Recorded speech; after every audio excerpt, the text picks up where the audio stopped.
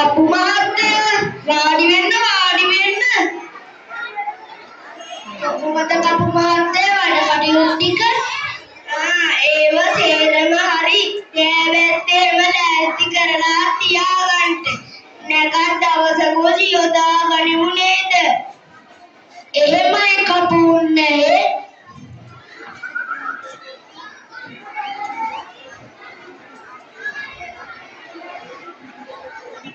මේ මොකෙන්ද બોලේ මේ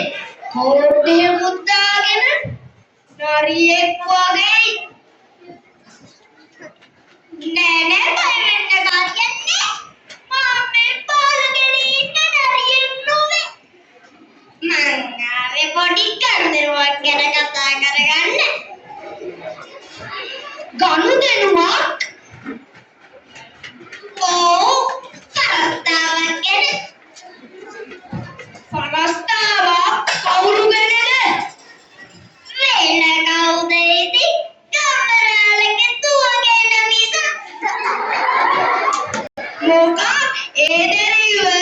එහා ගමේ ඉලන්දාරියට යෝජනා කරලා ඉවරයි මොකක්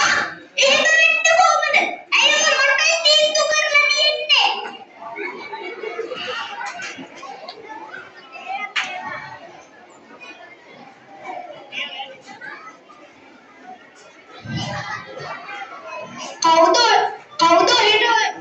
කවුද හෙට කමරුව තීන්දුව කළේ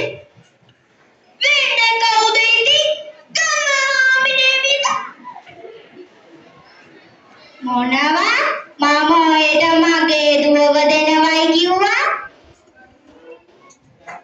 ඔව් ඒක මතක නැද්ද කැලේ තරකඩන්න ඇවිල්ලා කිව්වා ඔබව දෙන්නේ නරියෙකුටමයි කියලා ඔය එහෙම කතාවක් කිව්වද ගමහාමිනේ ඒ මම එදා නිකමට යන්නේ කිව්වේ නිකමට උනත් කොහොමද දැන් වචනේ නම් දීලා ඉවරයි වචනෙට වෙන්න කරන්න ඕනි ඕක තමයි ඉතින් කියන්නේ ගෑනුන්ගේ නුවණ ඇති විදිහ කියලා දැන් ඉතින් දුව දෙන්න වෙනවනේ දුවේ මෙයාට ආවනම් ඇයි තාත්තේ උඹට මේ නරියාලෙක්ක යන්න වෙනවා දුවේ අනේ අම්මේ මට නම් බෑ මේ නරියා එක්ක යන්න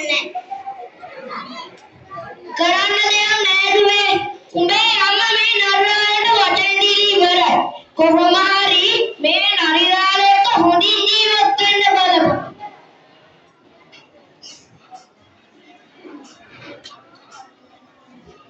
අනේ කපු මහත්තයෝ මගේ දුවව බේරලා දෙන්නකෝ බය වෙන්න එපා මේ පුරස්නේ මට බාර දෙන්නකෝ කාටවත් ඉරියරයන් නොවන පරිදි මම මේක බේරලා දෙන්නම් ඔව් කපු මහත්තයන්ට බොහොම වටිනවා එහෙනම් නරියුන්නේ මනමාලිව බාර ගන්න ඉස්සරහට එන්න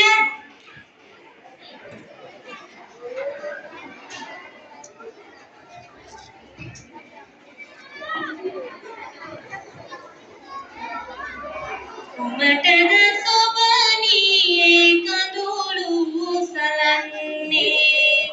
හේතුව මම නොදනින් ඉරිහෙල්ලරමේ ඇති මගේ නිවසට මම ඔබගෙන අන්නම් ඔබට හැම සැපයි දෙන්නම් හද පායන කඩ ඉඳගෙන ඔබේ පීරන්නම් ඔබේ ඉස පීරන්නම් මල් පෙති විසරුණු සුදු ඇලි මතු පිට ඔබගෙන ඇවිදින්නම් මම මගේ ආදරේ පෙන්වන්නම් සොඳුරියේ මම මගේ ආදරේ පෙන්වන්නම් දනග දිලසන පිණිකට අරගෙන ඔබේ ඇඟ දෝවන්නම් ඉර පායම විට පුබුදින මල්ගෙන ඔබේ හිස සරසන්නම් ඔබේ හිස සරසන්නම් කොමලියේ ආදරවස් දෙන්නම් කුමටද සොබනියේ කඳුළු සලන්නේ එය